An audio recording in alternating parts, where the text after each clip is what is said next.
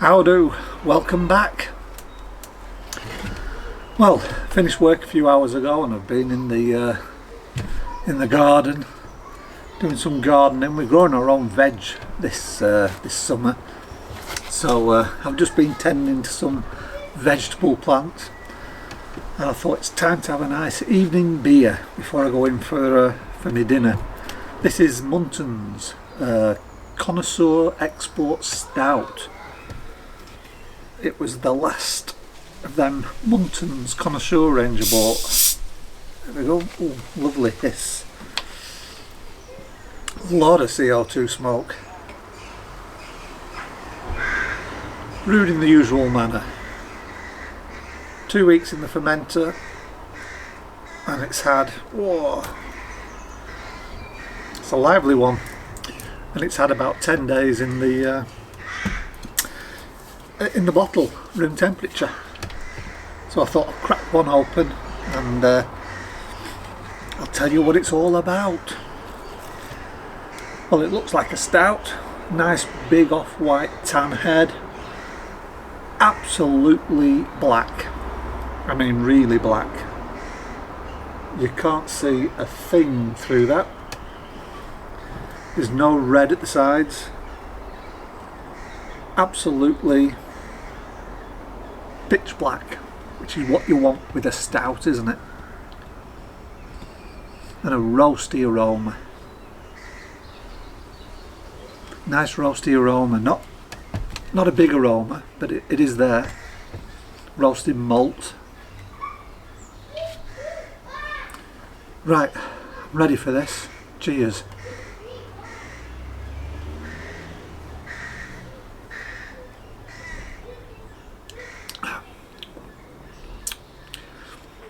For a 1 can kit, it's not that bad. I think I've overcarbed it. I accidentally used a tablespoon of sugar. For stouts I usually go for half, or my preferred measurement, which is 3/4 of a teaspoon. So it has got a bit of a fizzy mouthfeel. It's a bit like, well, it's not like a Guinness in taste, but you know the Guinness in the bottles, it's got that sort of mouthfeel.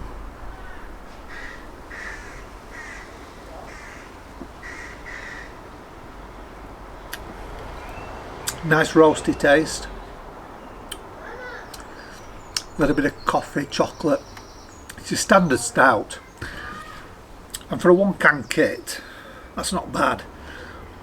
And I used a kilogram of light malt extract as the extra fermentables.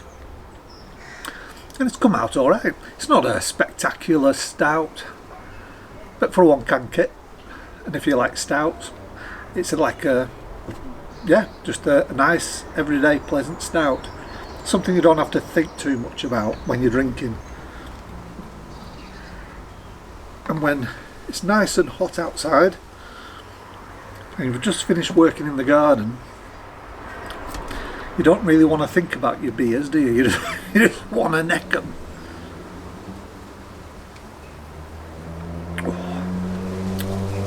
Well, you know how I made that video about Wilko's a while back? There's still nothing in my shop. I think they've given up. But there was just 1 tin at the weekend. Just 1 tin on its own, on a shelf, amongst lots of other stuff. Where the homebrew used to be, but it's been taken over by other things now, household things. But this 1 tin there. So I bought that, I put that on. That's the Feeling Hoppy, the Artisan range, Feeling Hoppy. So I've put that on. I'm going to dry hop it with some more hops. You don't get a lot of hops with it, about 10 grams. That's a bit stingy. So I'm going to stick in about 50 grams of something else. So that's on the go, and my own pale ale is on the go as well. Except it's an IPA this time. 23 litre batch, so I'm going to try that. But yeah, you know what I was saying about Wilko's, and they don't seem to be stocking homebrew anymore. Well, it seems to have come down to the supplier, which is Muntons. I bet they wish they stuck with Coopers now. It was great, Wilko, because they used to stock Coopers, and they used to have the Cooper's kits, Cooper's brew enhancers and things like that. But I've heard that, or read, that when they did the deal with Muntons for their own branded range, Muntons basically told them that, you know, you've got to stock our stuff now if you want us to make this for you. So that's what they did. So they stopped buying from the importer, whoever imports Cooper's. They stopped the business with them and went all in with Muntons. And it seems to be, and I'm assuming it's Muntons, that now they want sort of like paying up front or paying on delivery type thing, whereas before Wilko's had a credit. And Wilko's doesn't work that way. So that's why you've got this problem. But I was reading on a Facebook group the other day that the range suddenly it's empty of homebrew. There were quite a few comments from across England, different stores, where there was virtually no or none homebrew in the range shops. And of course the range sold the MYO, make your own beer kits, and I thought that's interesting. I wonder if Muntons make MYO, and they've sort of like said the same thing to the range. So I've done some research and they don't. MYO is made by a company called Bevy, and Bevy's a big company. It started off as a homebrew shop in in New Zealand, but it's now an big international company. But it started off as a homebrew shop in New Zealand, and the guy teamed up with an Australian who made home beer kits, and together they formed a company, and I think they called it iMake, and they produced the Mangrove Jacks range of beer kits.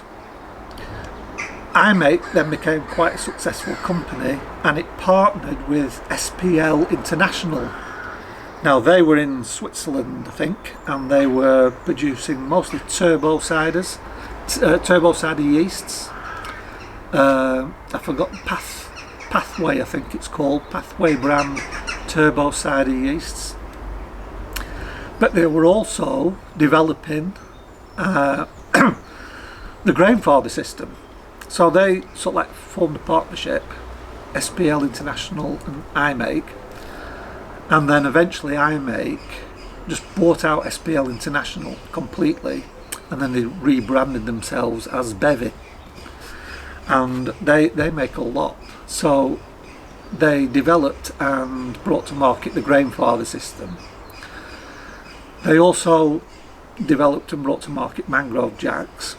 The Simply range is theirs, of course the MYO and festival beer kits are Bevy as well. So I think that's even more interesting, because why should the range all of a sudden stop selling homebrew? Obviously it's not the reason, the same reason as Wilko, because it's a different supplier. Wilko it's Muntons, the range it's Bevy. So I don't know, maybe there's another tale to tell about why these supermarket chains, well not supermarket chains, they're home improvement, home everything sort of chains, are suddenly coming out of the homebrew market. Is it because of supply? Is it because of everything the world's going through at the moment, with, you know, problems with supply chains and grain harvests and things like this because of the war in Ukraine and Europe? Yeah, I wonder if there's a deeper reason why suddenly. And also when I go to online retail shops, there seems to be a little bit more out of stock every time I go. You know, you'll see all the hops and everything that's out of stock, and even dry malt extract. If I want some extra light dry malt extracts, I want to make a lager, I've got to maybe look at 2 or 3 different retailers to find one that actually sells any. It's just out of stock, out of stock. So I'm wondering if it's a supply issue, raw material supplies, that's, you know, that's causing all these problems with homebrew kits.